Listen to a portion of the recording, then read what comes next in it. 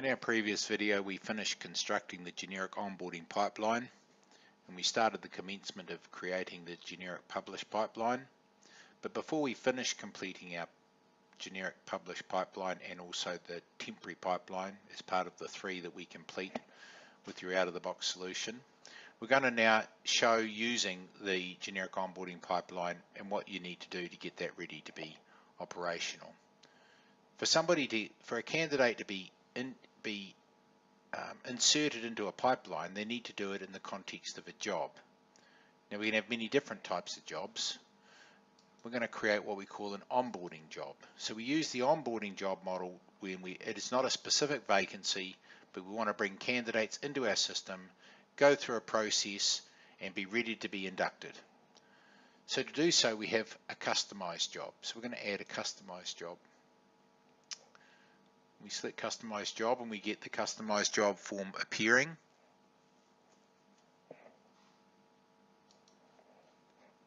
Here we're going to select that this is an onboarding job. We will talk about these other settings later.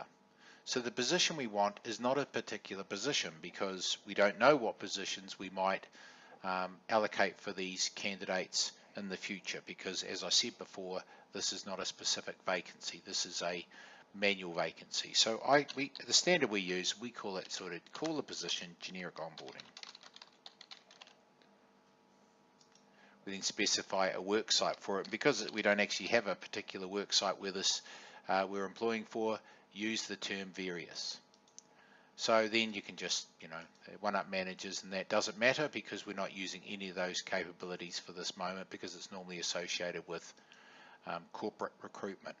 But here we have an onboarding role, and when is it valid for? So we can make this valid for 10 years if we want to. So that it gives you the ability to stop this option being available to insert people or candidates into. So we've got this customized job. We've called it for a position called generic onboarding. It's in the various work site. The next stage, this is where it starts to connect, is we say what pipeline group do we want to use, and we want to use a generic onboarding pipeline.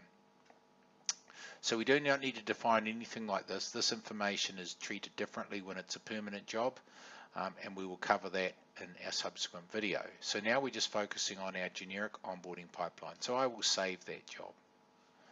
We can go and find candidates if we want to, but we're not looking for it because, again, as I mentioned, this job is for the manual insertion of candidates into our pipeline so that our workflow can look after the process. So now I've got a vacancy, and if I come across here and I select onboarding, we will see my onboarding job appear. So here is my generic onboarding job. When I open my generic onboarding job, we can see these are the stages that have been defined in the pipeline that we just created. Remember, they enter, registration, right to work, etc. So we are now in a position to be able to insert candidates into this pipeline. So the first thing we will do is we'll go and let's now go and manually insert a candidate, our first candidate for Squirrel Talent, into our generic onboarding pipeline. So to do so, we go to our contacts menu, candidates, and we are now going to add a candidate. We'll just do it manually for the moment. Add candidate manually.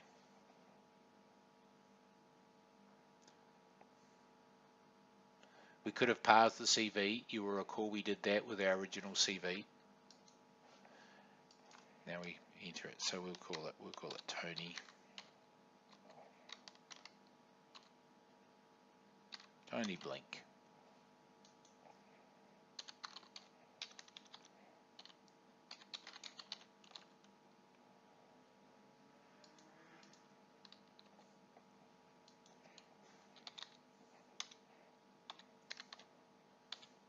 So that's all we need to do to get our candidate in. Name, email address, mobile.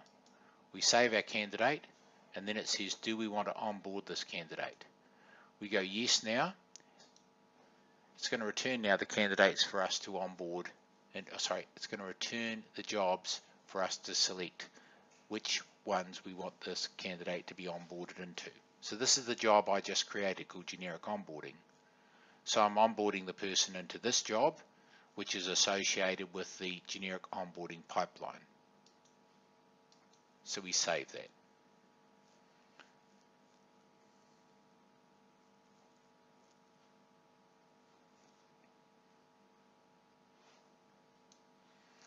We're now presented with the candidate that we've just added. We can now jump back to our job.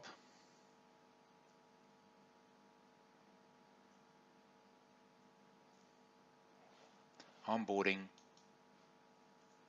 and we can see that he is sitting in the entry stage. The system will check to see if this stage is completed, and then it happens, it's a check that is performed every minute. So within a minute, this candidate will be moved to the registration phase. So let's just recap.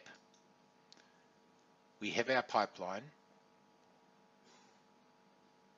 Remember, we created this pipeline.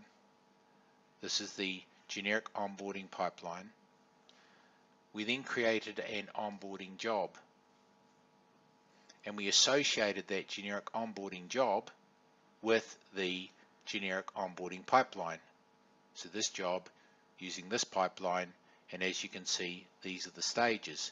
And as you can see now, our candidate that we just added is sitting in the registration phase.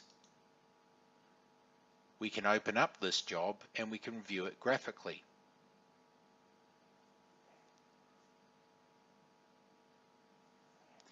As you see here, Tony Blink is sitting here. We can open it. We can see that the candidate registration is with Tony for completion.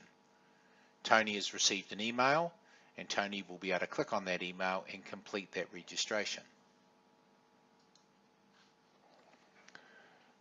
So now we can see how we use the pipeline. We've now got a job that we can use time and time again to onboard our manual candidates into the process. Hopefully that explains the concept of the onboarding generic pipeline. In the next video now, we're going to go and complete the pipeline for our permanent position, in other words our published positions, and bring that together as well. Thank you.